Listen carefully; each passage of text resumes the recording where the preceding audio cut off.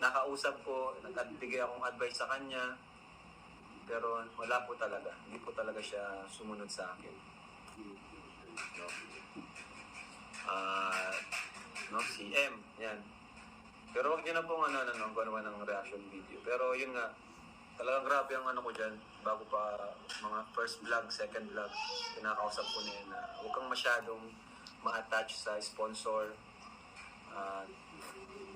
Pag may nagbigay sa'yo, i-report mo lang sa akin. Okay lang na ikaw yung tumatanggap. Basta pag may nagbigay, report mo sa akin. Pero yun nga, hanggat maaari, kung tayong tumanggap sa sponsor, ipadaan pa rin sa akin, sa K-Boys, o kanino man. Or kung andyan na, kung nagbigay na sa'yo, report lang sa akin. Diba? Para yung tiwala ko ay hindi mawala. So, yun yung nangyari. Ang dami kong advice talaga. Kaso, yun, hindi talaga siya sumunod. Pero wala tayong magagawa. Yun yung gusto niya. Yun yung pinili niya na mag-solo at tumiwalay sa Kalingap. Kaya yun yung nangyari. Medyo napahamak siya dun sa mga sponsors. Yun na nga, nangyari. Nangyari na nga. Kasi yung mga karamihan sa naging sponsor niya, nakaaway siya. Yung mga reactors niya, nakaaway siya. Hanggang sa yun.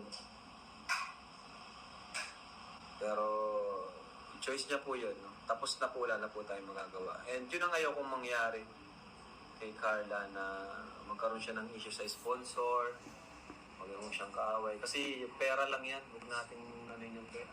Mas importante yung reputasyon natin. Yung tiwala namin, ng mga kasamahan natin. Mas importante yun kaysa sa pera na yan. No?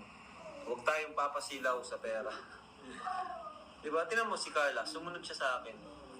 Slowly but surely. Tingnan mo, hanggang ngayon, paangat pa rin siya. Paangat. Mabagal, pero paangat ng paangat. Pero kasing iba gusto, angat agad. Anong nangyari? Bumabagsak.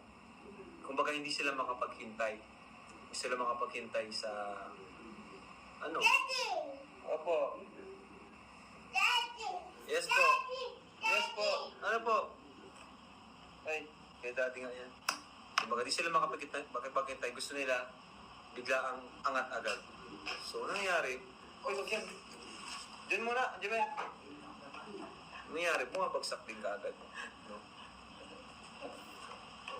Kaya proud din ako proud din talaga ako kay Carla kasi napaka-bait ni Carla.